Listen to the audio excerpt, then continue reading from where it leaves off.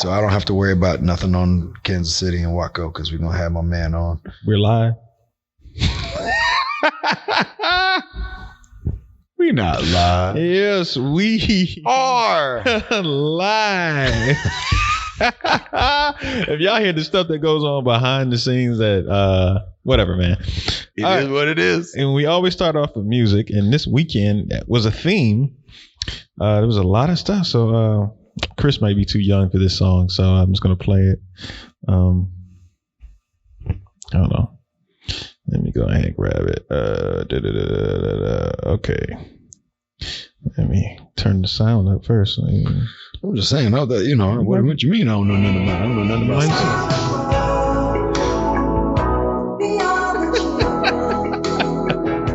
We are the ones to make a brighter day. So let's start giving. This is nothing but a world events this weekend. There's a choice we're making. You had to make a choice. Which one were you going to? It's true, we make a better day. Just you and me. Making a better karate day. That's what they were trying to do out there. From New Orleans to KC. Oh, greetings, most honorable listeners and masters of the martial arts. I am, well, you know what? I'm changing up a little bit. Welcome to another edition of CTE. I am Travis. And that makes me Chris. And this is going to be an experience for you. Oh, it is. Oh, yeah. Yeah, so you can tell there was a lot of different events this weekend. But before we get into all that stuff and all the craziness that was this weekend, if it was crazy or if it was simple, I don't even really know. I don't, man. I'll tell you about how was your weekend, Chris? I had a good weekend. Busy weekend. We had graduation at the school. We did a little, I guess it's called a diaper party. It's like a baby shower for people who have more than one kid. So you don't really have the whole baby shower again. You just kind of have a little party and get all the stuff you're supposed to get. Is that why there's a diaper sitting right there? No, that's because my kid is ridiculous and I just didn't pick it up. Okay. No, but we had a little thing for Katie and our third gonna be kid, yes. Kiara. So they did a little thing like that. So that's why there's a bunch of decorations up here. And then Sunday we sparred. I got some stuff finished up in my basement. Did you have to play those games? Nah, we didn't. Nah. You didn't like taste the poop and try and. No. Listen, no, we don't do that. Like, one of Katie's, they did the, play music and you got to guess the name of the song and it had something to do with baby something or other in it. Like they played games like that, but yeah, baby, yeah, of course, be my baby tonight, all that, those kinds of things. But yeah, no, we don't do the tasting and all that stuff. Okay. What games did y'all play? It was just that baby game? They did the baby game. They did the you can't say baby or diaper or you have to give up your pin or whatever. Like you get a safety pin and if you get caught saying it or you catch somebody else saying it, you can take their pin and at the end of the day, whoever's got the most pins wins a prize. Oh, okay. So it was little things like that. And then we did chocolate chip cookie cakes and stuff like that. I'm assuming that you were here. You were involved in it. And no, I was on the other side cleaning up from graduation where the ladies were all in the back room. So were you? Because I know I could hear it and I knew what was going on, but like I was. So it wasn't like a co-ed one, like the new thing that it's a co-ed thing, and the guys are pretty much standing around like, "Why am I here?" Yeah, we pretty much either that or we finally get to do one outside and grill. That's what I did one. Okay, I was like, "Oh yeah, well, all right, cool. I cook." Cool. Yeah. But yeah, no, we didn't do any of that. It was one of the moms from the dojo. She kind of organized it all up, and another one of the moms. We had a couple moms help out and get it all organized for my wife and everything. So that was cool. Okay. That was it. What about you, man? You busy working on the computer? Yeah. As you can see, I got the new laptop. The new one. Yeah, man. $10. So Friday, I didn't do anything Friday. Saturday, that's when I started working on the stuff for our stuff that we got to do for this year that we wanted to accomplish. Right. So I was working on some of the videos, working on some of the outlines and projects and the marketing and all the other stuff that I was doing pretty much this whole weekend. I kind of stayed in the house doing that. But one of the things I realized I need to go out and get a new laptop because just editing these videos was taking too long because of the processor. So I went out to, I was going to order on Best Buy and then go pick it up. Right.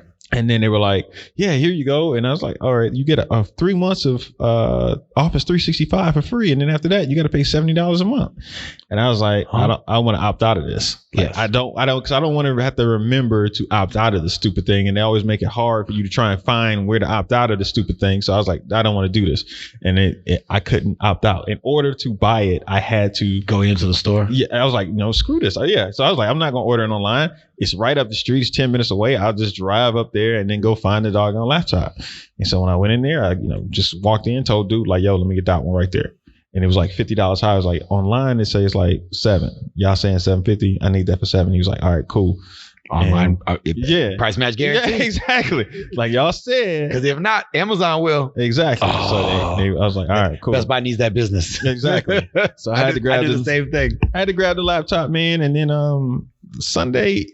One thing I was happy about is that I'm on like social media and stuff, and I was happy with the dunk contest. I'm gonna tell you why I'm happy. Because I'm no longer the worst judge ever. Dwayne called me because, dude,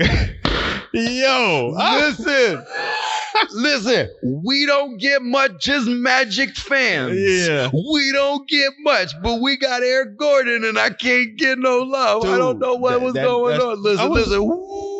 No, with the hole off the side with the thing with the yeah, that was a crazy dunk too. Oh my goodness. But hold on, go on. Hey, that was crazy. And there's a conspiracy going around that Dwayne Wade cheated. Oh, I know. Did you watch it? Like somebody broke it down. Oh, they were breaking it all the way down. Like there was that one clip, the one on YouTube that I saw. I was just like, he was taking off his headgear before they even showed this thing. He was taking off his earpiece before they even showed the score. The score, yeah. Yeah, and so he was taking it off, and he kind of was smiling to the side, like everybody. And then all of a sudden, it came up, and like the reaction from the judges was like, "Whoa, wait, like."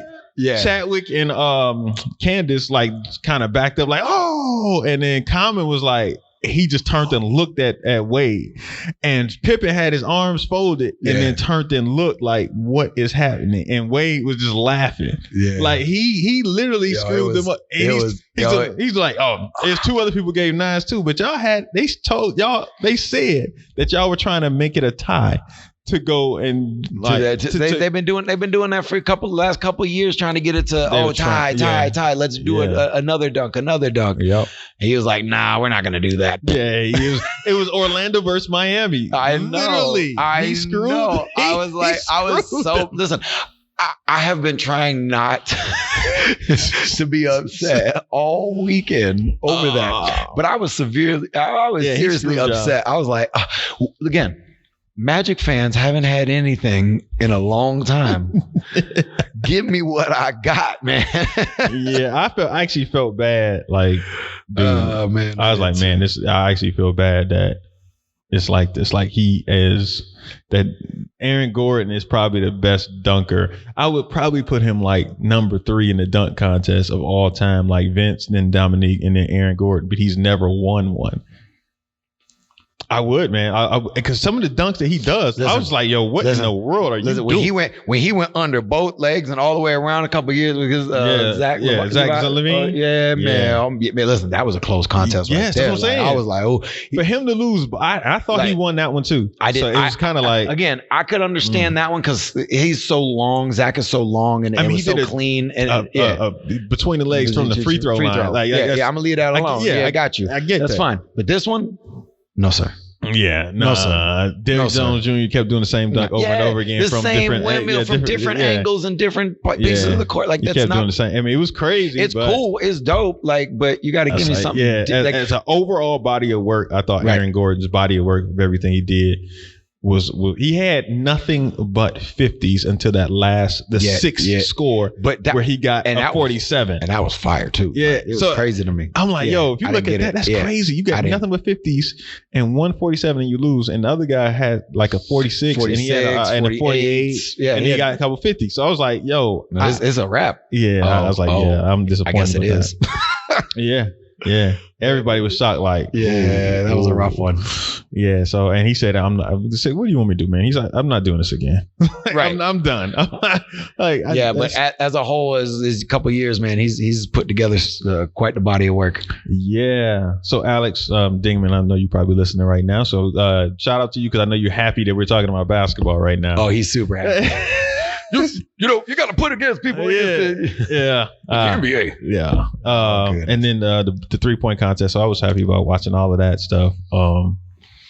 Yeah, man. So, that was Saturday, and then Sunday was the All-Star game. I actually liked that. I cooked, and I stayed in the house and did what I need to do because I got to save money for the event that we got going on that I'll announce and talk about later on in the show. Too true. Yeah. So that was my weekend. Like, it's just preparing for everything that's coming up.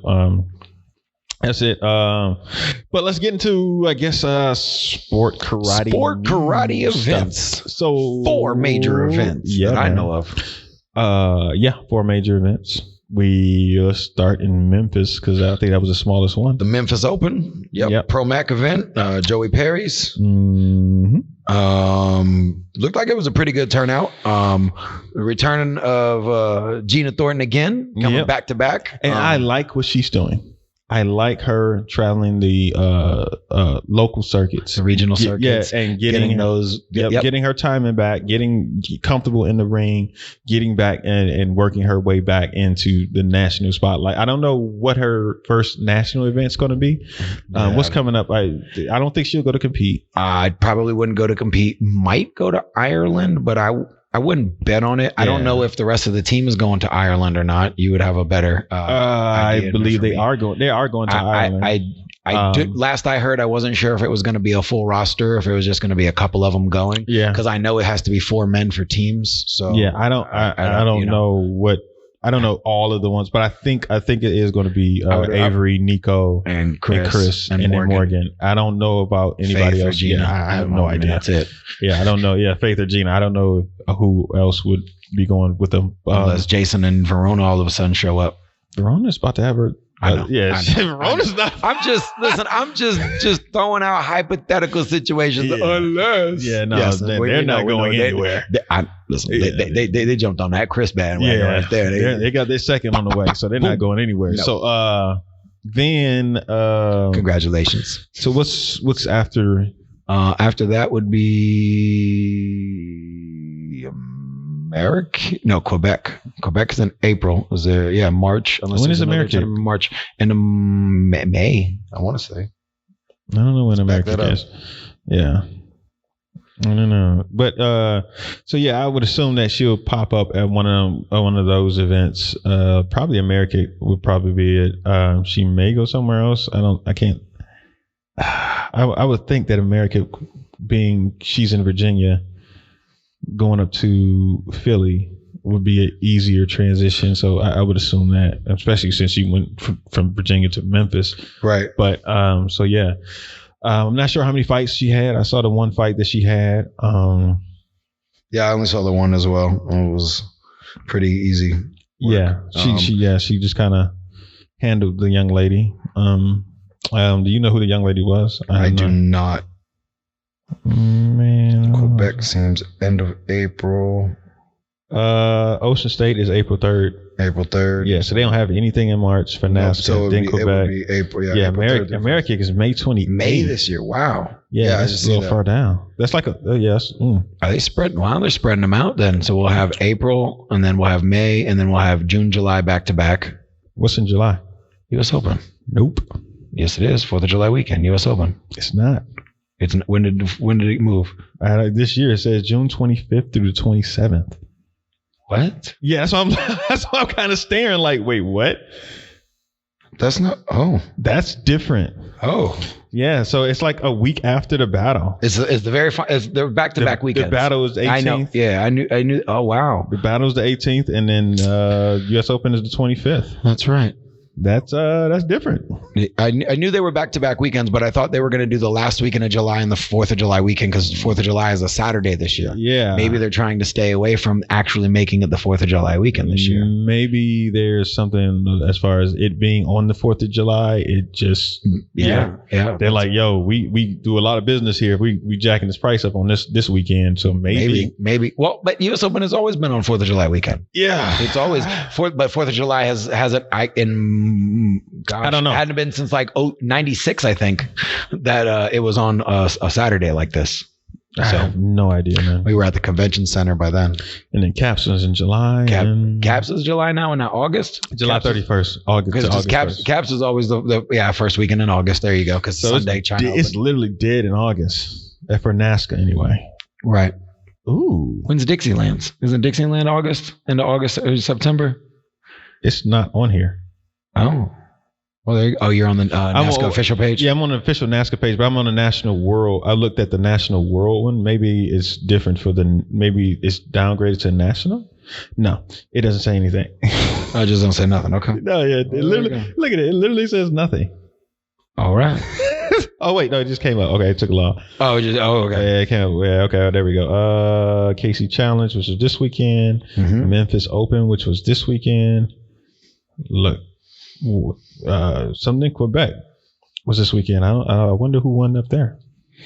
Classique tournament champions, and Marty Eubanks is March 13th. Yep. Let me hold on. Tony Young's March 7th. Yes. Yeah. Right. That's why I stopped. Like, all right, I'm not doing it. We just they're not paying me. Yeah, they're not paying me. No. So yeah, maybe. Yeah. Wow. What were we talking about? What tournament? We were trying to find out. Whatchamacallits? Dixieland. I don't think okay, that's not it. Yeah, it's not here. Wow. All right then. Yeah, maybe that's a rebrand. Yeah, maybe they got booted off, or maybe they decided to walk away. No, because with the new promoter, maybe he decided to walk away, or maybe they're not doing it this year. Maybe. I don't know. Yeah, I don't know. I haven't heard anything. Yeah. Anyway, back to the Memphis Open. That we were Memphis Open. Gina Thornton wins open weight and overall women's. Mm-hmm. Congratulations. And who won the men's? Sergio Speedy Brandon from ATL. Good job, Speedy. Won open weight and overall. He's from Detroit, but he lives in Atlanta now. But go ahead. Keep going. Oh, man, he's just like everybody else here, a transplant. Yes, exactly. I've always known Speedy to be from this area since I've known Detroit. him. He's always been from here. He's from Detroit. Whatever. If he's not wearing an Eagles hat, he's wearing a Detroit hat. That's true. He is. Yeah, he's from Detroit. Oh, that's cool. You learn something new every day. Yep. So Sergio's here. He won the Memphis Open. He sure did. Congratulations. Oh, wait. We got the claps? Yeah, I got to get the clap. We brought back the soundboard. Wait, maybe. No, I did, but I got a text and I was about to respond to it because it's. Yeah. So I was about to be like, by the way. Yeah, on the ads. Okay, so Sergio and Gina. There you guys go. Clap. Next, we got the WKC Pan-Americans in Acapulco, Mexico. Winner of the heavyweight division and overall. New member of Team KTOC, Pablo. So congratulations, Pablo. You fought Ben Clark from Duveris from Canada in the finals. Yep. And congratulations to Ben. Yeah, good job, Ben. Man, that's awesome. Yep.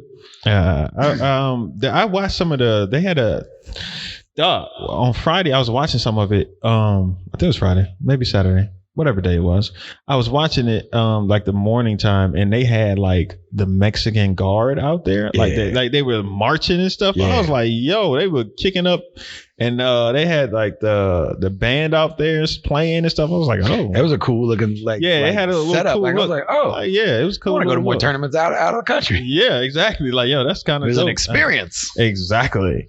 So yeah, that was pretty dope. But yeah, I saw that. Hold on, let me go ahead. All right, so he's cool.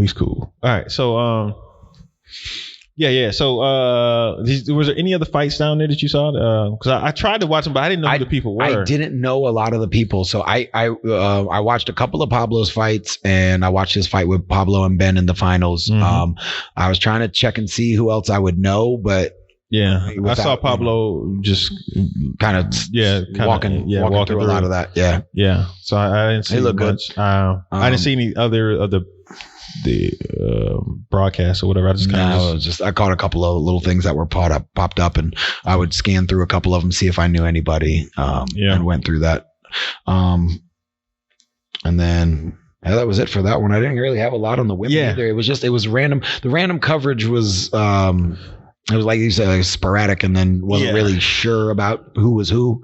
So, but I mean, it looked like it was a pretty well run event. WKC's is always, well run, well organized. I saw I think Tony Hamsani was down there. I think I saw him. Yeah, I thought I saw him too. I mean, I know Duvers was down there. Yeah. So I think I saw the guy from Guatemala. Coach of Guatemala team. Edgar. Yeah. Edgar Cordova was down there. I saw this Edgar. Yeah, Edgar. he won a bunch of stuff. But I know you're talking about other dang it. I can't think of his name. Anyway. Yeah. But then last close regional we had was Louisiana Pro-Am. Yes. Pee-wee's tournament. Yep. It's always a good tournament. It's a fun tournament. If you've never been to New Orleans, going down there. Listen, I want to go back. If I wasn't going to compete this coming weekend, I probably would have gone to New Orleans this weekend. It's a good time. It's a good tournament. It's just a lot of tournaments at the beginning of the year this, man. Back to back. They went, hey, new year, new me, let's go. And then all of a sudden it's just cricket. Like pretty much all of July and August is pretty much just like a small pulse. Yeah. All right. Are we taking a break? Yeah. It brings me back to certain things like seasons. Yeah. Instead of a whole year long, like a season with a never mind. But So so in New Orleans Pro-Am, Regina Thornton wins women's. I'm sorry, Regina. Regina Thornton? Oh, all right. Okay. Yeah, we're gonna chalk that one up to my bad. Mimi, don't punch me when I see you. Mimi, don't punch me when I see you. Like, what? Okay. But Regina Thompson. I think she has a different last name now. Spivey. Yeah, Thompson Spivey. Yes. Mimi. I should have just gone with much. Mimi. That's just what I know. Mimi wins women's. Yep, she won women's, and Jason Holmes won. Veterans. Yeah, he won veterans. Does NBL call it veterans? Executives, whatever they call it. Whatever. 35 I don't think plus. It's NBL anymore. Oh, it's WKC. Oh, okay. Yeah, it's WKC now. Oh, that's interesting. That's then they had two. Okay. Oh, yeah. Okay. They have so many regional events. Yeah, they just got to and then get in where you fit in. And then RPG wins men's overall. Yes, he did for like fourth year in a row or something. That's kind of his thing. Yep. Good job, you guys. Yep. Congratulations. Yep. He's molting. Like, a piece of hair was just literally on the mic, and it was from me, like just in my mouth, like what just happened, sticking up. I'm like, that's crazy. Anyway, so that was that, and then the major tournament of the weekend. Well, I guess I wouldn't say major. Well, I guess it had the most national. Yes, it had probably the most nationally recognized names competitors there. There were quite a few of them. Yeah, well, 90% of them was from the same team. This is true. But they were all out there. They were in Kansas City for the KC Challenge and the WAKO US Nationals. Oh yes, so they did their junior WAKO team tryouts and the World Combat Game tryouts, which I did not know that was going on. And I didn't know that was going on either until I started watching the live streams. So I did have one question. Okay. Why was Hector there? So you just got right into my topic.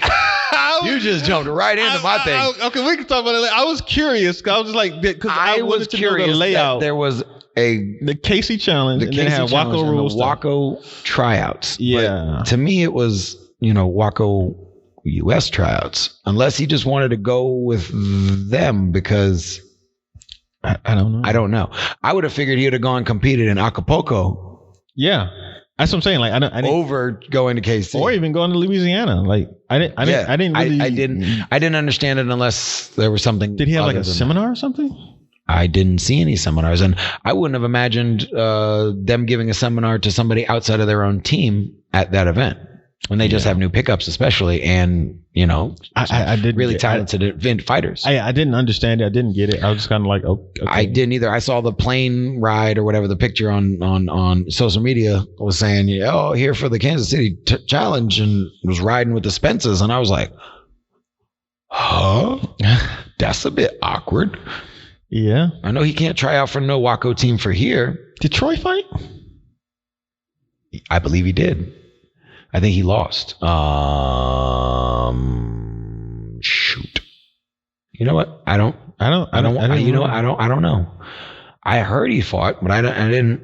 Yeah, that's not bad. I didn't remember seeing him on the stream. That live stream was the most sporadic live stream that I've seen because for me, there didn't seem like there was any rhyme or reason behind each mat and each match following up. Like we were saying earlier, I saw a match with I think it was Tyreek and Lucas Allen, or maybe it was Enrique and Lucas. It was two of the top 10 USA guys. Mm-hmm. And then it went to like a heavyweight fight, and then it went to like another light fight, and then it went to like a women's fight, and then it went back to I think one of the last fights on that stream was Enrique versus Tyreek.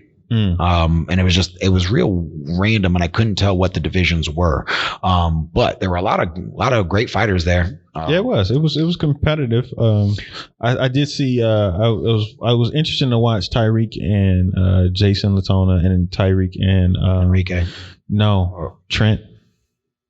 Oh. Yeah, I found the stream that had those fights, and I sat there and watched them. I don't know what division that was. I don't know if it was. I think it was the 16-18. The junior. Yeah, the junior open weight or grand champion, or whatever they call it. Yeah. Whatever that was. I keep trying to ask what that is. Is that 16 to 18? Is that 18 to 21? Well, when they said it, they were like 16 to 18. They said it was 16-18 because I heard them say, somebody was like, "What division is this?"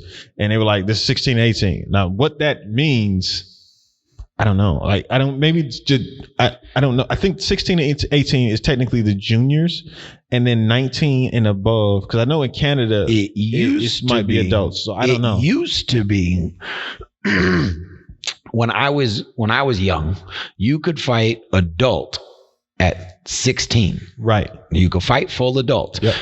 But what they were starting to do was they started to make that division for 16 to 21 year olds. So you wouldn't have the veterans who are 25, 26 who keep winning. You give the opportunity for the young guys to come up, like the NASCAR rule where they made, the legends move up to the 30 and over division and not fight down to have, more people coming up and not getting discouraged. Yeah. But yeah, I would like to know what that is. I'm probably have to go when I go to Ireland. I'll ask, hey, what's the difference between the junior grand champion and the adult grand champion? 16 and up, 16 to 21, or 16 to 18, and I'll be able to. We'll phone a friend and make it work. We're gonna phone a friend because I know he technically is a judge. I know. Yeah, so he's an official. So and he's a student is on the team. Yeah. So on the WAKO team and top 10 I told him we'll call him in like 7 minutes. So we're gonna talk about this for our perspective, and then go ahead and absolutely. Yeah. So some of the things that you were looking at as far as the stream go were some of the streams were it's a different style of judging. WAKO judging is different than what you see in Pro-Mac, what you see in NASCAR and everything. So to see the judging there was a little different for me. I don't know it didn't seem like I knew any of the people that were there, which is not necessarily a good or bad thing. Just means there's different eyes and different perspectives. I still hate the one each way thing. That's a WAKO rule that I cannot stand. You either call nothing or you make a decision, but like I don't like the cop out of the one each way thing. That ruined a lot of close things because it would negate stuff. Which I mean, obviously one way, one the other way, one each way gives both people a score and makes it work. But when you have one going each way, one guy calls nothing and one guy calls one, that automatically gives, so the way that they called things were a lot different than what we have been seeing lately. Of course, the Euro tickles there. Oh God, I hate that. Yeah, I know. Strength and retract, score, flop. You deserve to get that jump switch back leg round kick to the face. Yeah, that was interesting. That's become a thing now. It's I said it in our group message. That's the open stance flip kick. When you're in a closed stance and they overcommit on that blitz, you step to the front side and back leg flip kick. So when you're in that open stance, they're hopping to that backside and just flopping the round kick out as the blitz continues to come by. Mm-hmm. I saw Tyreek do it a few weeks ago. Hector's been doing it for a while. The Latonas have tried it a few different times. I've even seen Tyson do it. So it's kind of making its way around. If I can't step through and do that back leg, I'll switch and throw that front kick, round kick. It's an interesting technique, to be honest with you. It's all timing. It's a lot of absolutely timing. Because if you don't get out enough, you open your body up to get mashed with that blitz. Yeah. So. But it was clean. It was. It was. I think sooner or later they're going to be able to do it in a better way. Like the flip kick, when they used to come out, to me, it wasn't that great. It was just like, okay, people were throwing it, but it wasn't. Now they're smacking people with it. It was luck before. Now it's a technique. It's a skill. You mean I can actually hit people with that? Oh, I can time it to do it. Yes. Yeah, they've gotten really good at timing that particular technique, and I think that this step off front round, whatever it is, a frown kick. Yeah, that frown kick. Yeah, it's probably it's going to get better.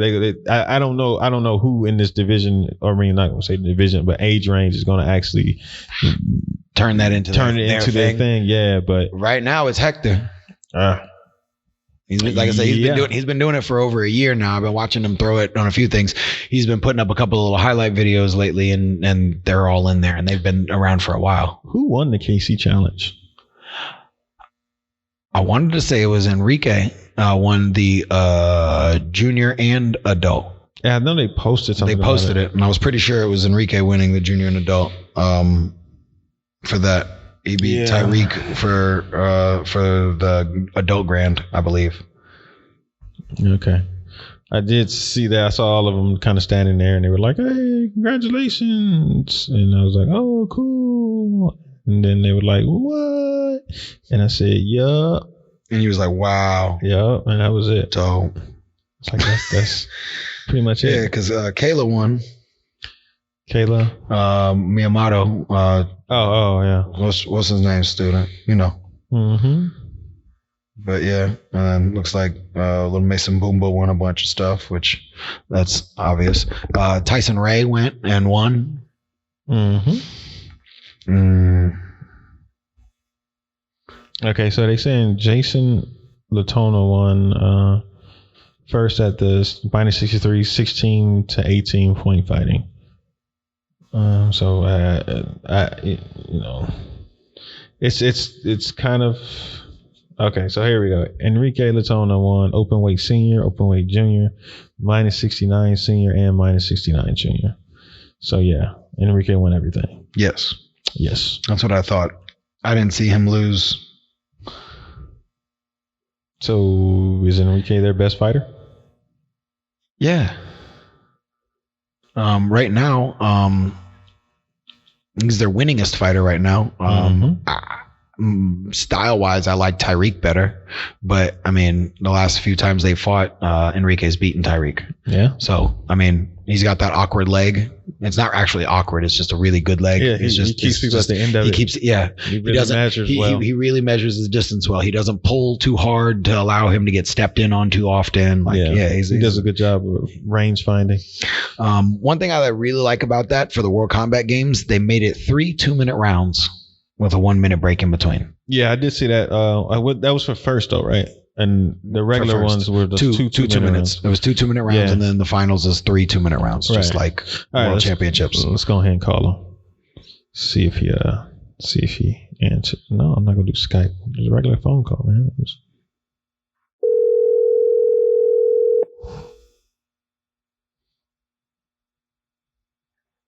Travis, Chris, what's going on? What's going on? What's up, Sean? We got Sean Dumlao on the line, people. Yes. What's going on, guys? And nothing much, man. How are you? Man, enjoying the 30-degree sunny weather out here in California after a weekend full of just snow and Kansas City, Cheap Chance, and KC this past weekend, man. I didn't even think about that. I forgot about that there after losing a little bit. Oh, that had to hurt. All right. So how was the weekend all overall? You were there at the KC Challenge and the WAKO USA Nationals. Now you are a official, right? Yes, correct. So I'm actually the California WAKO rep.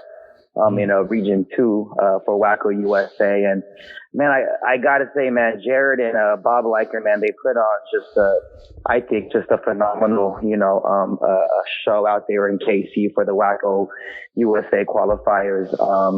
The venue, the Hy-Vee Arena is just, man, it's huge. And it's just this big, almost kind of, you almost feel like you're an NBA basketball player in this huge arena. The facility is just fantastic. They have WAKO referees. They have, Mick Kane, David Clifton out there center refereeing, these rings in, just in really, professional referee attire. You got competition just everywhere. You got you got Tyson Ray out there. You got James Porter. You got, Troy Benz in his group, Java in his group. Hector Solori was out there this weekend. Okay, so you just mentioned that. I have a question. Hector, what was he doing there?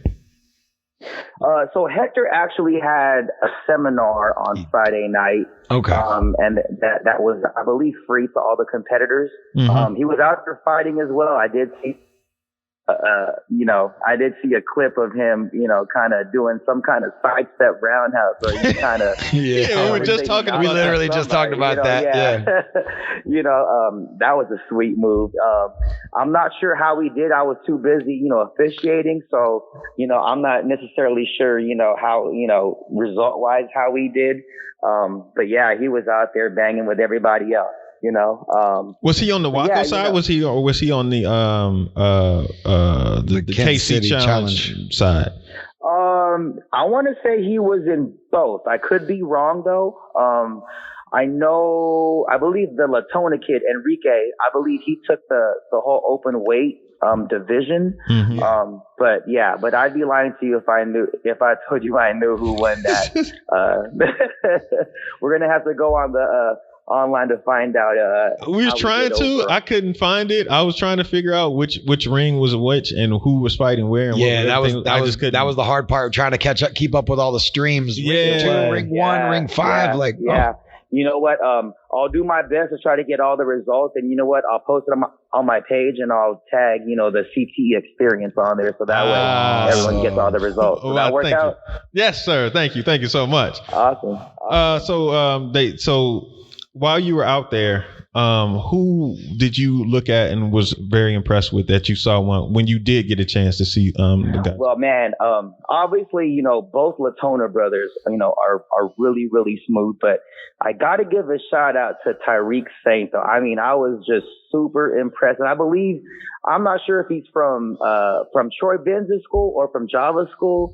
It could be, one or the other. He's from Troy school. He's from Troy school. There you go.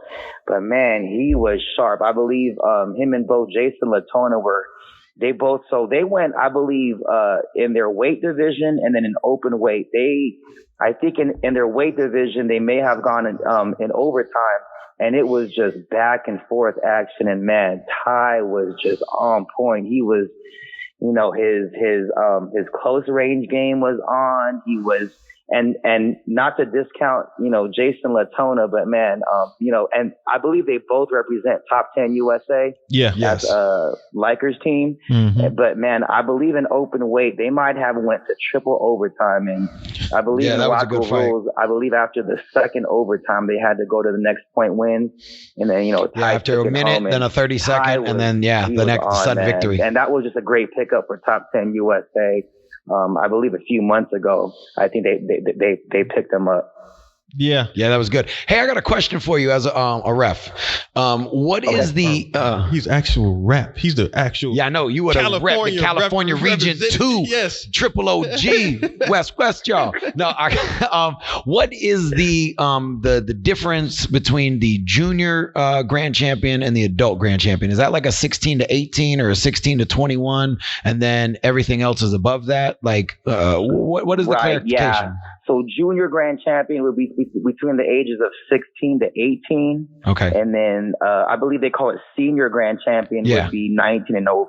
Or 19 to 39 or something. Now, as a junior, you're allowed to compete in the seniors as well, though, right? Like if you're 16 or 17, junior, I believe you. Because I think Enrique won both. You're not allowed to do it at Worlds, right? Yeah. Oh, so you can do it. You can do it here, but you can't do it at Worlds. No, you can't compete in junior Worlds and then senior Worlds in the same. You can't do it at the World Championship. Right. And then once you compete in seniors, then you're not able to go. You can't go back down to juniors. Yes.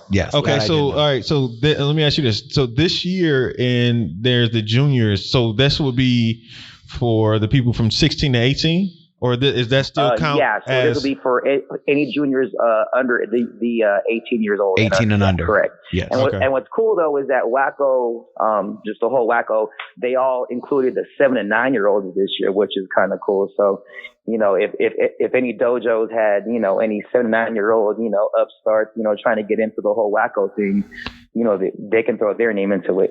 Yeah, it's usually 10 to 18. Yeah, 10 to 12, I think, was the youngest age. Yep, before. that was it was a 3-year gap. So, now they got the 7 and 9. They did 10 to 12, 13 to 15, and 16 to 18? Correct, yep. Those were the ages. Okay. And then they all go by weights. Inside of the age groups that are weights. Yeah.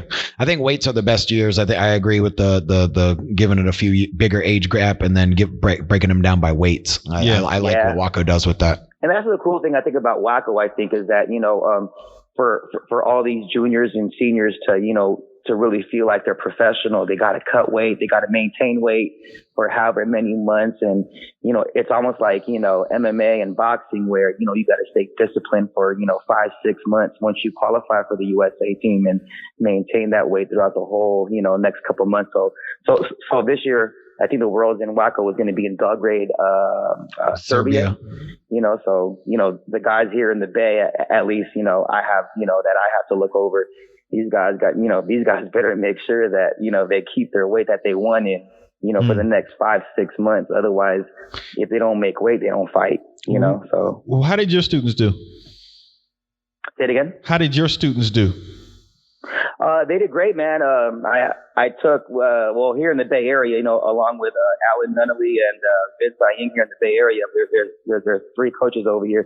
We took 20 students and then, 16 of them made it, so I think, that's a good, that's a great, solid man. number to kind of take. It's kind of crushing those 4 didn't make it, but, we'll figure things out and have a plan for those guys, do some NASCAR events, in the meantime, and we'll do our best to get these 16 ready and do their part as a part of WAKO USA and do our best to, get them, be in the top 5 in the medal count again, this year for the Junior World. Absolutely, man. That's awesome. Let me think. You got anything? What else do you have? You got some? Cause we had some other topics. I think we were talking about. I don't know. Like, whoa. Let me ask you this. I am a big forms and weapons guy. That's all I think about every day, every night. So, did they have any forms and weapons people going on out there? Yes, man. Yeah, man. Yeah.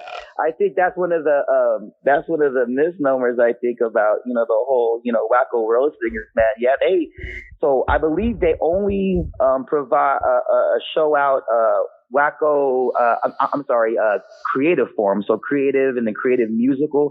I'm not sure where they're at on the traditional side. That's something that, I got to confirm. They have a traditional forms and a traditional weapon. They do. They break it down. WAKO US.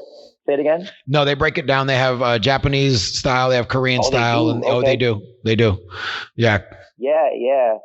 But it's kind of cool because they kind of shut down the whole fighting side, midweek. And then they really, really display, all the creative guys, at least, when I was a part of it, 4 years ago in Ireland and then 2 years ago in Italy. The USA, they got, Mason Boomba, they got Mason Stowell, this year, I believe, Nathan, or Noah Ford and Aiden Ford, from the Bay Area. Yep. Want to give those guys a shout out. They made it, this past weekend. So I think, it's going to be strong for WAKO USA at World as far as the creative side. Awesome. Good stuff, man. All right, you got anything else? He answered everything that I had. Yeah. So now we can stop asking what the heck is a junior's 16 to 18. 16 to 18. Perfect. So we know everything. Well, you know what? I do want to, say, both, Bob and Jared did a, great job the past 5 years, with WAKO USA.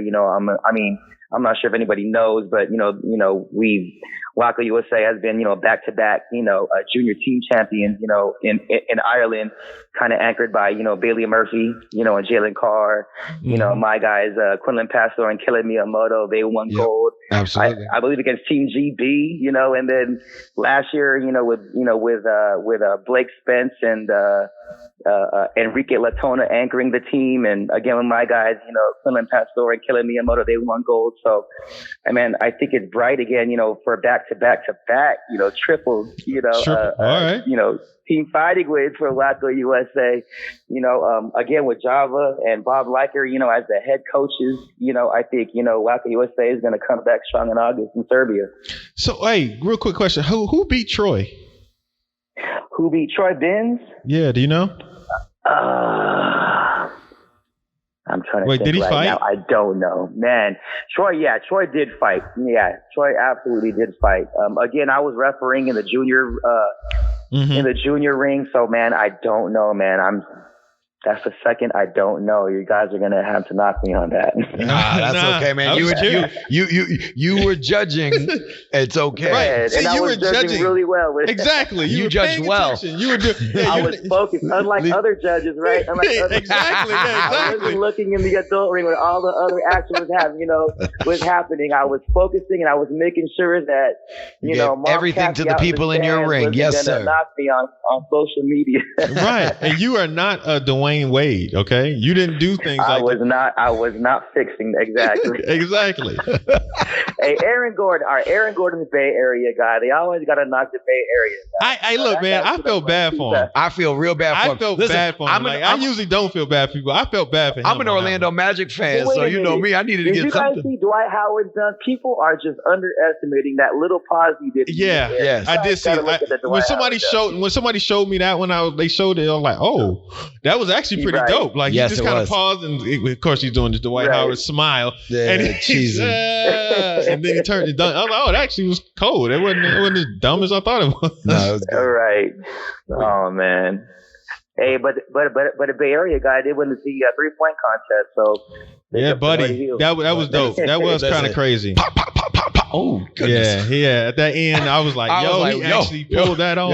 I didn't know if he was going to be able to do it. No, 1 point. Quack. All right. That last shot, right? Yeah, that last shot, and he walked off screaming. I was like, yeah, that's the emotion you need to have right there. You deserve that one. Hey, but is it rough out there in the Golden State land? Is it rough out here? Well, it won't be so rough once we get that top pick, get ourselves James Wiseman, and I don't know what we're gonna do with all these draft picks. I was gonna say, what you level extent. You know what you need to do? You need to trade that number 1 pick for a star power forward. That's what you need to do. Is his name Giannis? No, it's Blake Griffin. Get him out of Detroit. Oh, Yeah. He's trying to give away.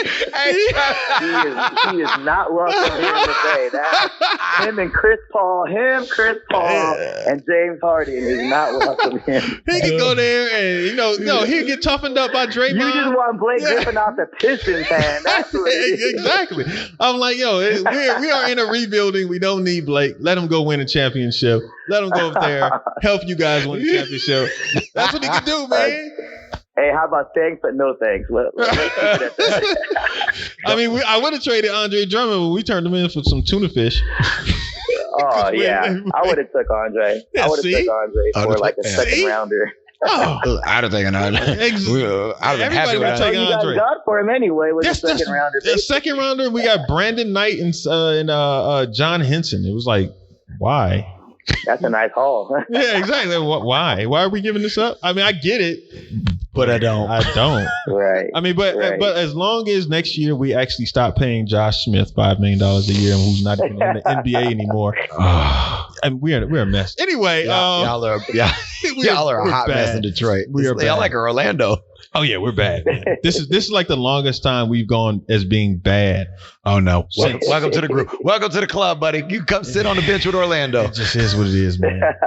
Anyway, you got anything else for Sean? Let him go so he can go. Nah, we probably let Sean go. He's a responsible man. Yes. All right, Sean, man, we're gonna let you go. Don't cry too hard about that Super Bowl loss. And right. I want everyone real quick plug. Check out theleaguema.com for the next league event. Appreciate the CTE experience having me on, and thanks, guys. Actually, we're gonna have you on again, and probably talk to you about the league. Yes, absolutely. Appreciate you. We definitely want to shout out the league because we love what you guys are doing out there. Yeah, you guys are doing some things that are creative and kind of new age. Plus, I got to get to Reno, man.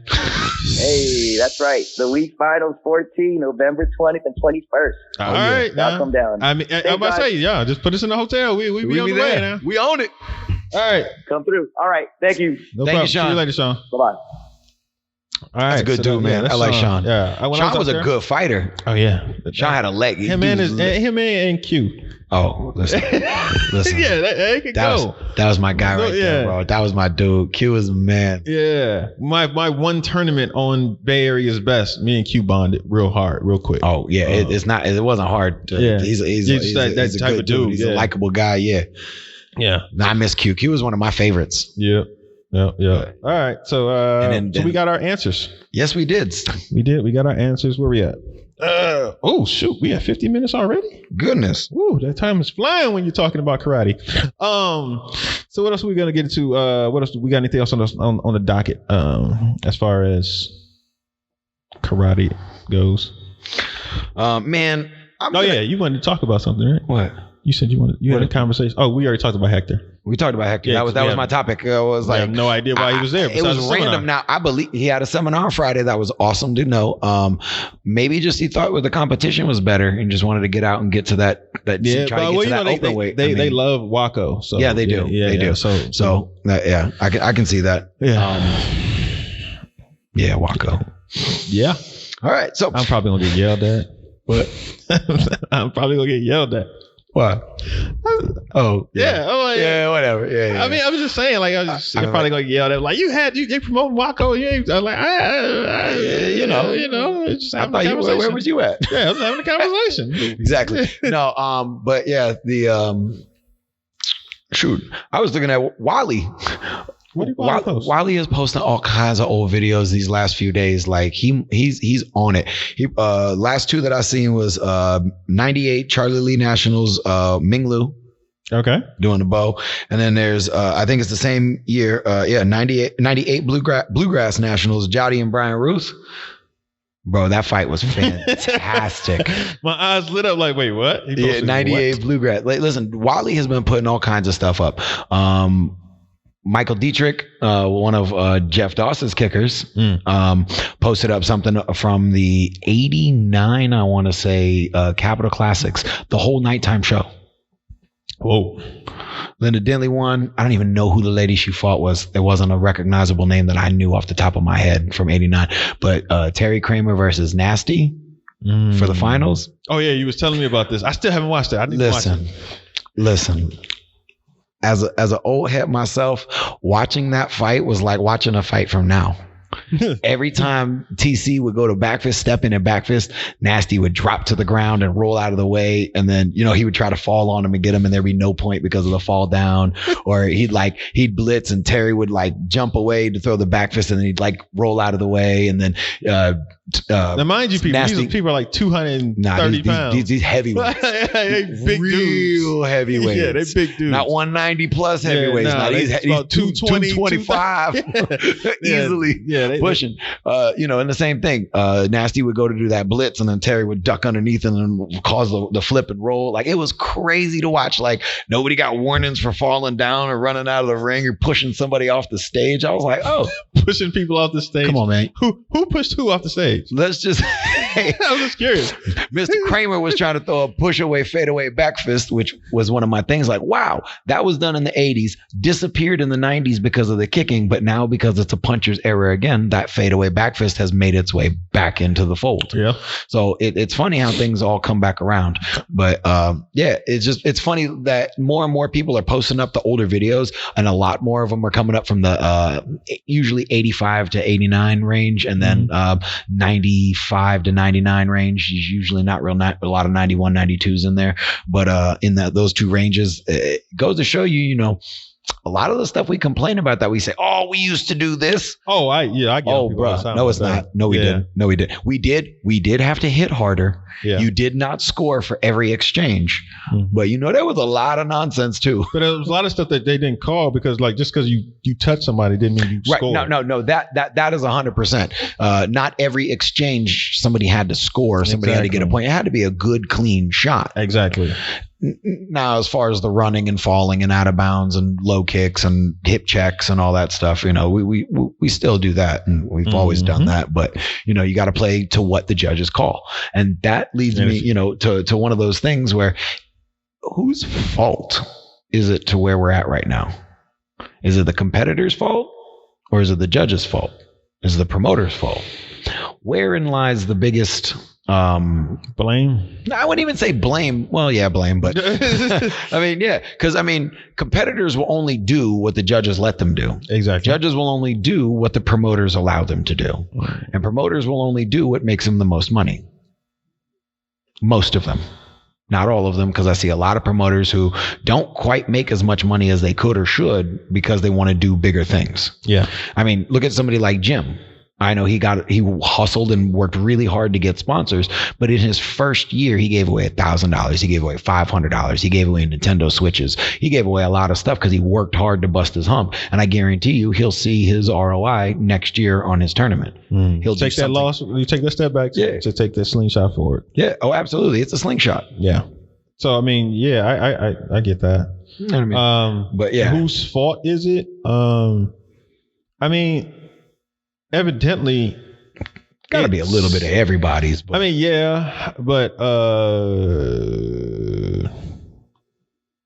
you can say it, because I say who I think it is. Who? It's the people who are in charge of the promotion, the promoters, people who are in charge of the circuits, and the people who are in charge of the tournaments. Because at the end of the day, what they say goes at their tournament goes. Mm-hmm. If you allow it, that's you. You're either part of the problem or you're part of the solution. And if you allow things to happen and you allow things to slide for certain other promoters or teams or big groups of people who come to your event, then it allows the watering down. The judges are only going to do what they're allowed to do. The competitors are only going to do what they're allowed to do. If the judges don't call it, the competitors are going to change. Yes, exactly. We watched that very quickly when we made our announcement and we weren't calling certain things. Yeah. The techniques changed. Yeah. To meet what we were calling. Mm-hmm. And that happens. So, that's kind of where I put that on. But plus. So is it the judges or the promoters? It's the promoters. We have a circuit that doesn't have the same rules every 2 years. We have different rule changes every single year, let alone the rule changes that happen mid-year without anybody knowing. Honest to God, they said it's been going on for 3 years at least, but I have never seen somebody lose an arbitration and lose a point until AKA. I'd never seen it. I've never seen that. They said it's been a rule in the rules for 3 years. Where's the but rule? nobody Dewan said, well, show me the rules. Where's it in the rule book? Well, it hasn't been updated, but then it hasn't been in there for 3 years if it hasn't been updated. Yeah, because you haven't updated your rules in 3 years. So you know what I mean. So I mean, honestly, did I as a person, as a competitor, did I feel that dude should have lost points for not having his elbow pads on? No, your referee didn't check him. Didn't make sure he had his pads on. That comes into your fault. Yeah. If I'm working as a security guard and I don't check and I don't pat down dude and dude walks in with a gun, that's my fault. True. But the guy with the gun still gets arrested. Well, he still gets arrested too. Yeah. Both people suffer. So that's kind of fair enough. That's a bad example. Bad example. But I don't know. But yeah, so it kind of goes with that. I mean, so last week I defended judges. Yes. This week you going? I'm going at them. Now, I would say it's the judges, to be honest with you, because the judges have more influence in the ring at that particular juncture. And if they're not calling it, somebody has to go and get the promoter in order for it to actually be considered a point. Promoter fault. Yeah, and I think the judges, in essence, the premier judges over the years are who though? Promoters. That's true. That's really why it kind of all folds for me. If we could get team coaches and we can get tournament promoters out of the judging and bring in just people who are there to judge, I think we eliminate a lot of that. Yeah. And I'm not even saying you got to pay people. Just promoters. I know y'all get a certain amount of comp rooms. What do you got? 10 people that you pay as center referees. Those are the only people that go up in the nighttime finals to do that. Those are the people that are in charge at every other ring. You have 20 rings, you put them in every other ring so they kind of monitor 2 rings. Like it's not super difficult of a process. Yeah, it's not.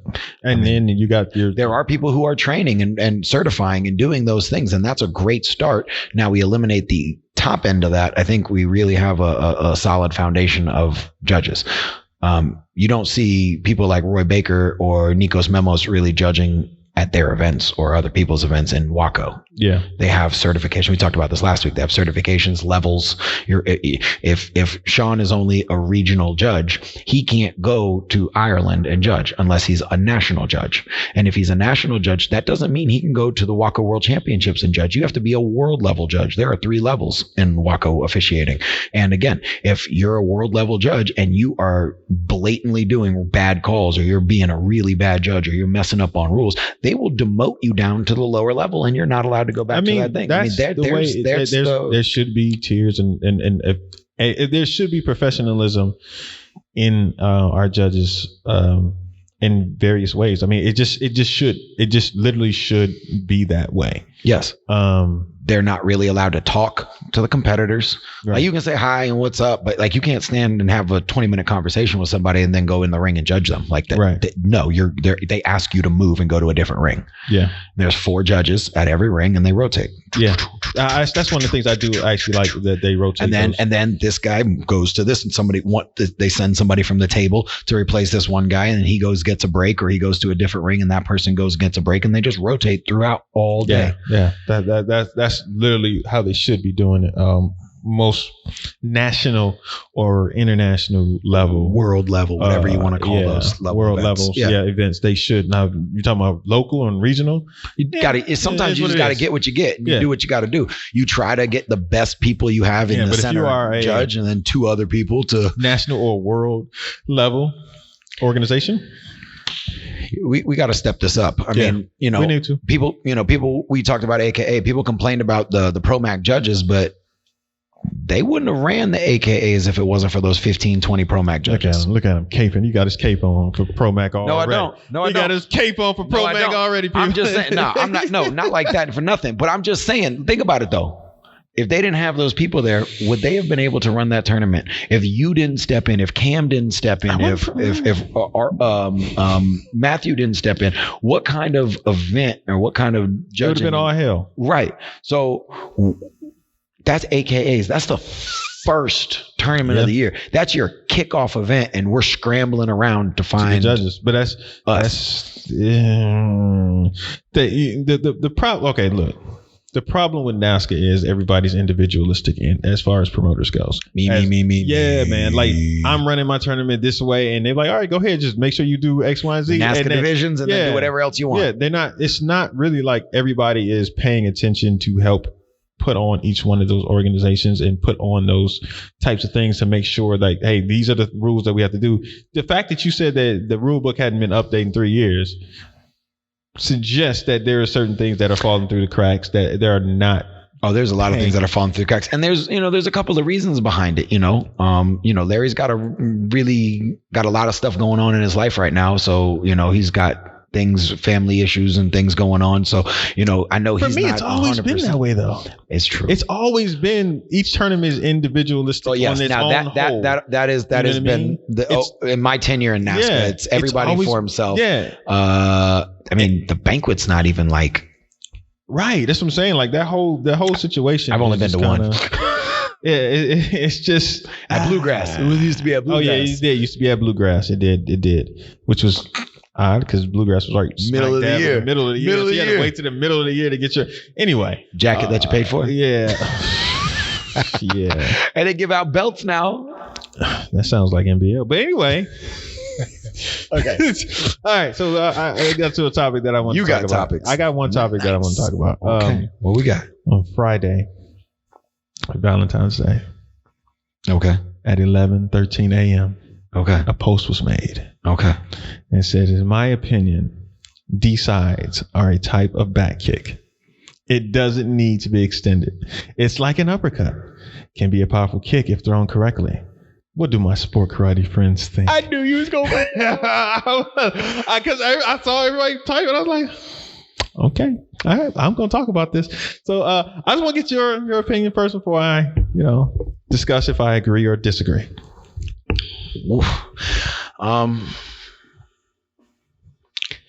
I agree that it doesn't have to fully extend to create damage. That is correct. I do agree with that 100%. Mm-hmm. I'm not sure if I consider it a back kick. I know people do that step away, that step away side kick where they turn their body, and so they do turn it into a back kick. I still think a side kick is a side kick. Mm-hmm. But if it hits, and if you want to throw it and you want to compare it to an uppercut, it's got to hit with the same force as an uppercut. True. That's my only thing. For me, I love side kicks. That's my favorite kick. I love side kicks. For me, you got to have at least 3/4 extension, and you have to stop the other person from being able to continue their motion. That's the requirement, at least for me as a judge. So if you touch first and I can still push through it and punch you, that's not a score because it's not an effective technique. If it's only bent 3/4 of the way, but I can't reach you and hit you, that counts. I don't care. It doesn't have to be fully locked out. That's true. But at the same time, even if you have a super hard kick and my punch touches at the same exact time or right before it and your kick is jammed, I'm giving that to the punch if it's touching a scoring target that I can see. All right.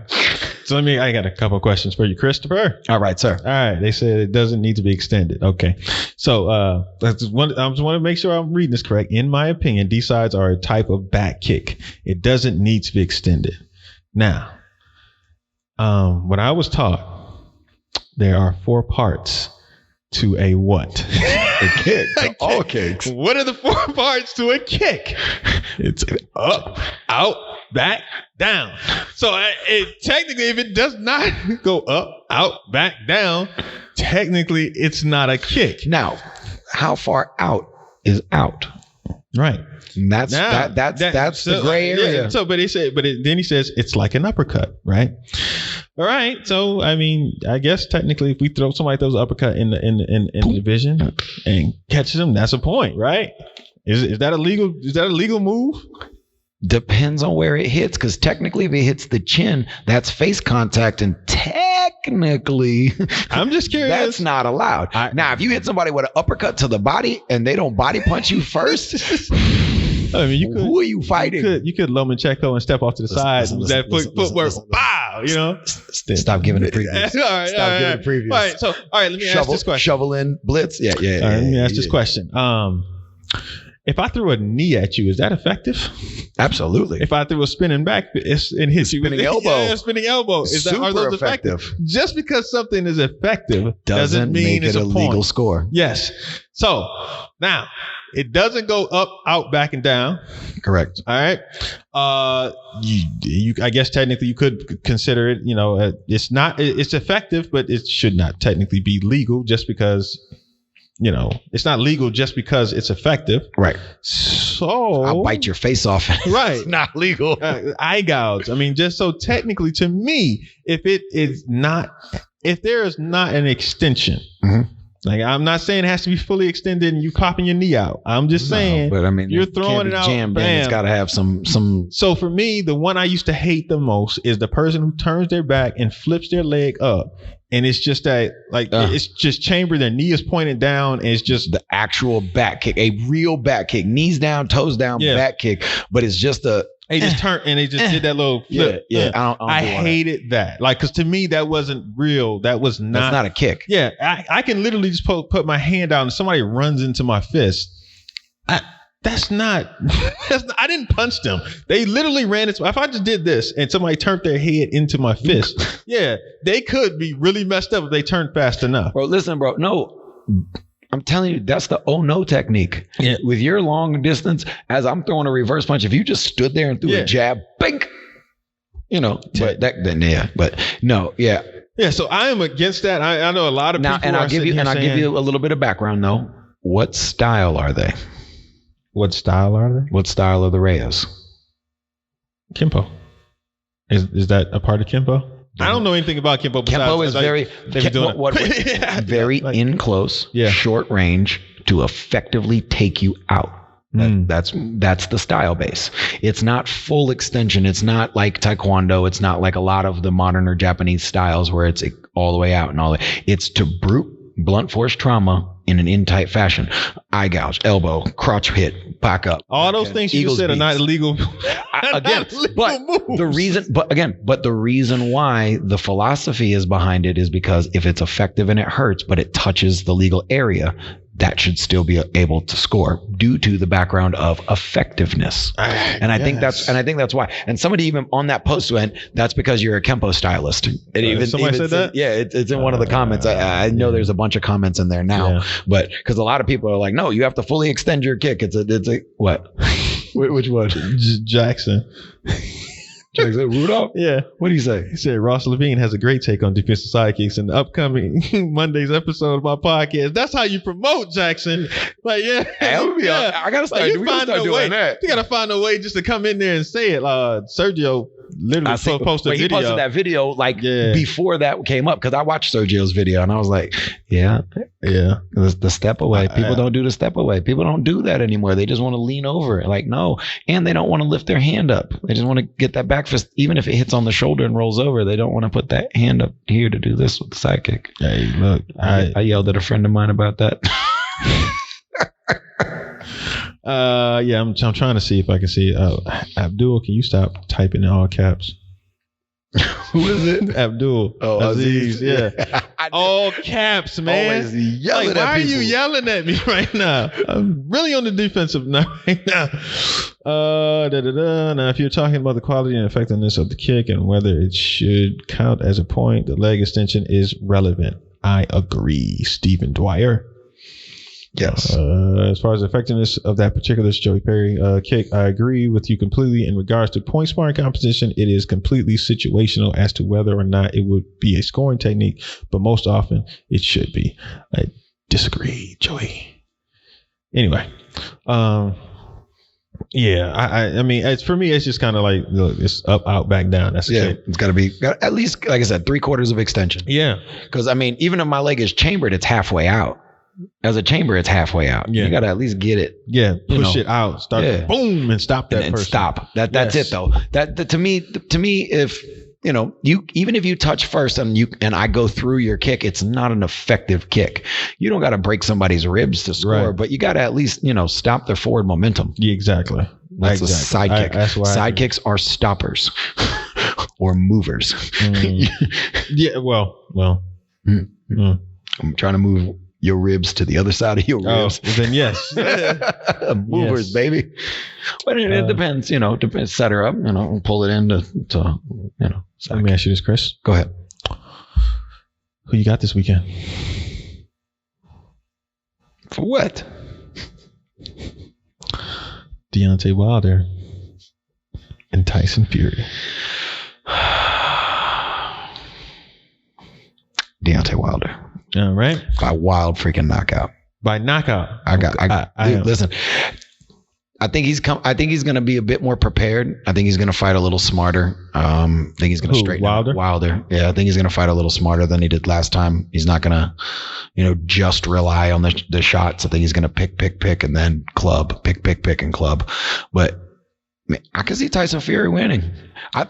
Honestly, I thought he won the last one. I mean, he got knocked down a whole lot and got beat up. But man, when it came down to the end, I was like, I thought he got more rounds. He did. He just that knockdown. The knockdown. And 2 in a row or whatever, yeah. 2 in a round. Yeah. I thought they almost stopped it too. I was like, oh, goodness. Yeah, he should have been knocked out, but I thought he was dead. My man popped up like the Undertaker in the Earn match, man. all right, let me see if I hope this. I'm gonna have to do some editing. Let me look at this because I didn't listen to this yet. But Tyson Fury had a new way of training. He says so. I want to see if this. What was Tyson talking about?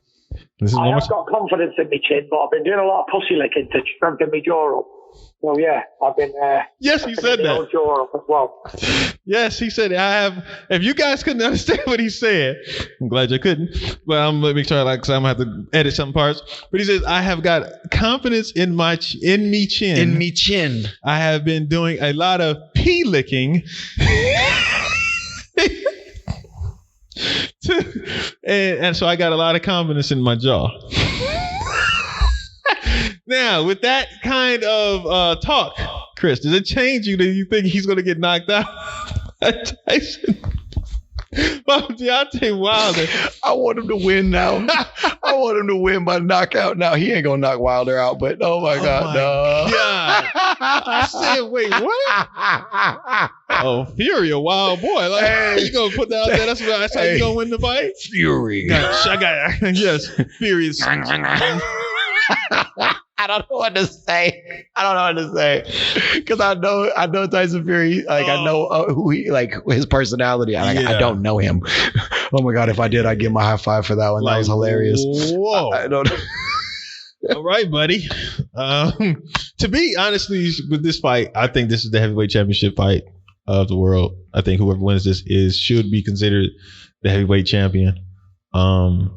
Joshua, dude, no. You know what's interesting about Joshua though? But you're gonna have you should after this fight have the winner versus Joshua. You should finally get it. I think they will because of Joshua's name getting bigger because of the rematch with Ruiz. No, tarnished because of the first fight with Ruiz.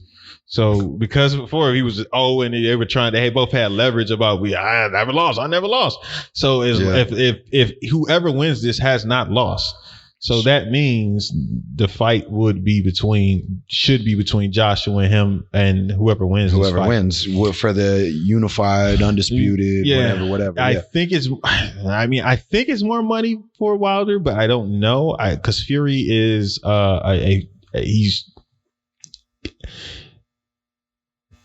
Fury's white. I don't know other way to say this. I don't know how to be politically correct about this. Okay, people. All right, Fury's white, and he's fighting a black person now. And then next one, he has to fight another black person. So if he beats Wilder, the heavyweight, the black heavyweight, and then he goes on to beat another black heavyweight, the Great White Hope, he would be that. So I mean, Rocky Marciano right behind him. Yes, I'm sitting. He's Tony Morrison. Yeah, he's Tommy Gunn. He's better than Tony Morrison. But I'm just saying. But for him to win, like it might be a bigger draw if you're, especially in Europe, with his mouth. But Joshua and Europe, Fury in Europe, England versus England. In England, you do something like that, man. Yeah, you do that at O2 Arena. Yeah, that could be a huge payday. Ireland O2. Yeah. Sorry. And so then, but then the back and forth, just the talking between Joshua They and could do Wilder. that at what they do, Wembley, or they can do it at one of the huge stadiums for that. They make it a Rumble in the Jungle for something like that. Yeah. Like, I'm just saying, like, that it's set as a up promoter. I mean, now if it goes to a decision and it's close, we're already looking at it for it to be a Fury fight. Yeah, I don't know. I don't know because the Joshua and Wilder is because they what have wanted. Yeah, because of Joshua and Wilder, and they're probably getting more press originally. Excuse me, for Joshua and Wilder because they've been going back and forth for the last how many ever years. And so I don't know what way because every time Wilder is up, they're talking about Joshua. Mm-hmm. When Fury is up, they're talking about Wilder. They're not talking about Joshua. Mm-mm. So the question is really, and when Joshua goes somewhere, they're talking about Wilder. So the question really it's between Joshua and Wilder, the fight would probably be a little bit bigger. So I don't know, man. I'm going to watch the fight. Let's see if that style of training helps him. But yeah, we'll see. Yeah. So are you ready for this weekend, Chris? Oh yeah, I'm excited about this weekend. I'm ready to go. Get some last minute training in. Yeah, tomorrow. Yeah. Probably Wednesday, and then kick it, and then go to a wedding on Thursday night, and then fly out early Friday morning. All right. Who's taking that stroll? Oh, on Thursday. Oh, DJ, the guy. He owns this place. They're doing a jiu-jitsu wedding. All men are in black gis. All women are in white gis. And after we'll roll. I hate karate people. We're not karate people. I hate martial artists. Whatever you want to call it. I hate all of us. Perfectly good, non-martial arts related event ruined by martial arts. We're going to put wait, what? We're going to wear gis and we're going to grapple after you say I do. I hope y'all got one of them rubber rings. I hate martial artists. I do. Hey, man, but it's what we do, man. I get it, but God, I hate martial arts. Woo-wee. Okay. But yeah. Anyway. Bro. Israel Adesanya is talking about they have a plan after he clears out the next 3 or 4 people in middleweight where he can have a plan to move up and fight Stipe at heavyweight. And trust me, if he has these 3 or 4 more middleweight fights, we will push to fight Stipe 100%. I thought next year he was supposed to fight. He's fighting Yoel Romero. No, I thought next year he was supposed to fight John Bones Jones. They talk about he's finna move up past Bones and to fight Miocic. Okay. Jones fights once every year and a half. Be realistic. Jones is a household name. You want the Jones fight. Oh yeah. You want the Jones fight. You want the Jones money. He wants Jones money. He wants Conor to come up to middleweight. Yeah, he wants that money. Let's be realistic. You want that name fight. But you know what? I don't know. Jones is not a draw right now. Even his last 2 fights have been lackluster fights for him and lackluster performances as pay-per-views. Yes. So he's not the draw anymore because he's not as active and he doesn't win in spectacular fashion. He squeaks by now. He's winning. He's squeaking by. It's not on the juice. I mean, it's what happened to all of them. But WADA, that's WADA. That's WADA. Who? WADA, World Anti-Doping Association. Oh, I thought you said as WADA. I was like, well, who's that? Like, what? No. No, World Anti-Doping Association. They're the ones who have stepped in and taken over a lot of those testings. But, You want to talk about that? Oh, yeah. Random. We talked about this last night on with Mallory and Nick Snyder. Yeah, y'all got to do that next in 2 weeks. Yeah. Random WADA testing. It's Irish Open extended their registration through Wednesday. And on the front page of the Irish Open page, they have it's really weird. You click on it and it's about the anti-doping and how they're going to be randomly selecting people to come in and get tested and all this stuff. I want you to make sure y'all done. At the same time, they're advertising for CBDs on the same link. I was like, well, they're gonna walk past you and grab Kevin. They're gonna walk past me. They're gonna walk past you and grab Kevin. They're gonna walk past you and grab Who else going? Anthony. Yeah. No. In history, no. Within history, they're gonna grab me. Okay.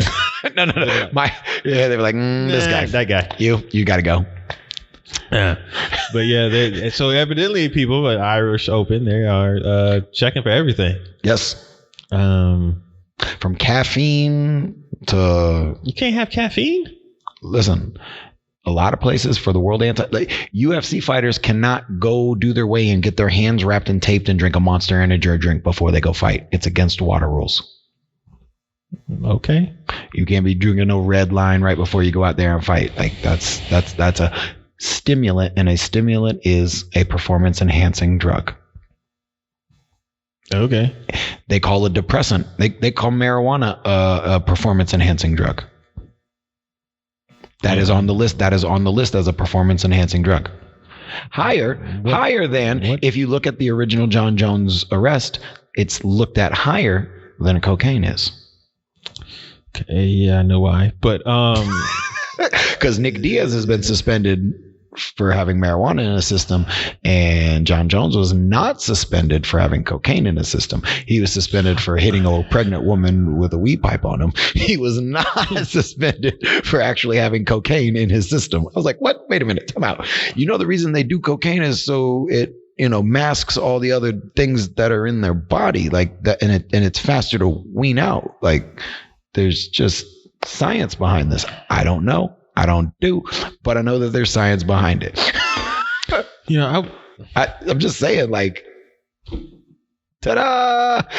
This is the world we live in. Yeah. I'm thinking the slow guy getting the munchies isn't really going to be enhanced.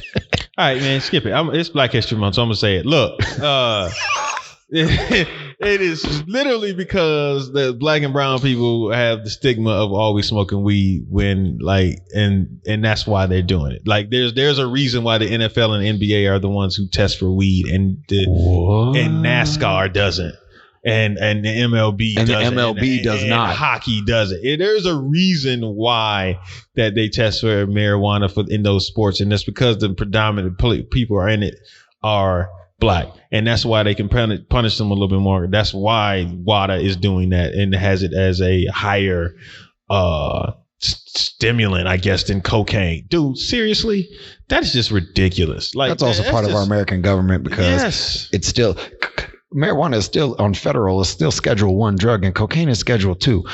Which is rich white people are doing cocaine. Well, it's more so than. But Schedule I means high addictability and no medical use. This is ridiculous. So that right there is its own conundrum in itself. Because how do you have medical and then no medical use? Man. It's ridiculous. But cocaine does have medical use. Lidocaine, numb stuff. I'm pretty sure it does. I don't know. I was about to say something completely inappropriate, and I'm gonna leave that. I'm gonna leave that alone. I don't know. Like, I heard about you could just. Oh, never mind. I don't know. I usually were like, I heard. I don't know, dude. Like, no, I'm not going. That I don't know that. Nope, I know some things, but I don't know that. It is what it is. We got anything else, Christmas? All right, we get canceled. We done talked about off the L. Yeah, we done talked about some stuff.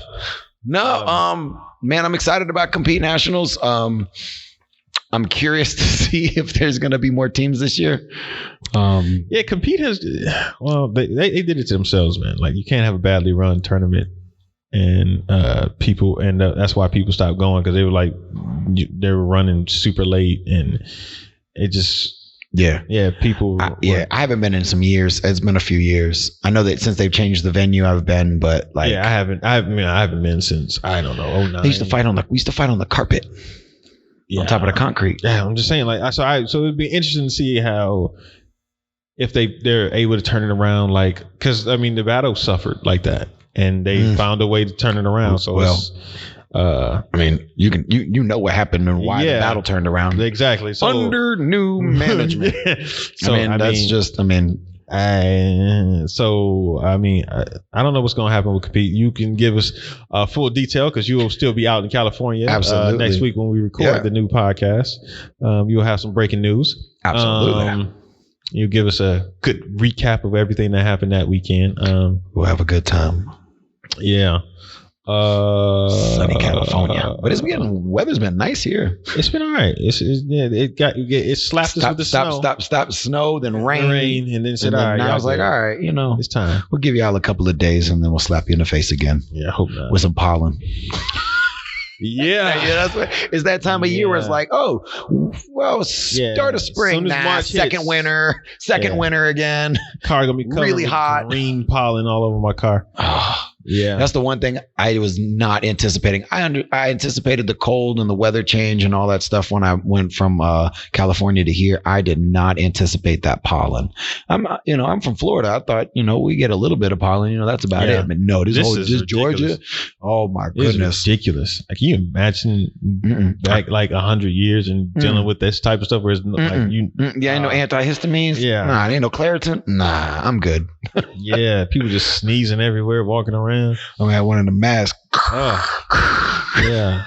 No, thank you. Anyway, all right. So that's right. We got to end the pod like we started. I got to a part.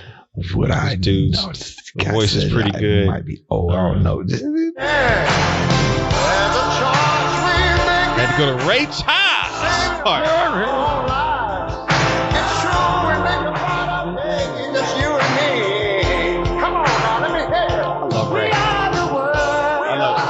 Coming in right now. We are the children. We are the ones to make a brighter day. So let's start giving. There's a choice we're making. Where's the rough? I have no idea. I think it's all good. I remember the video. Yeah. It's Stevie's voice, right? Look at this little Stevie. Shake it, Stevie. Stevie's bad though. Yeah, give it back to the sport, people. All right, we out of here. Peace.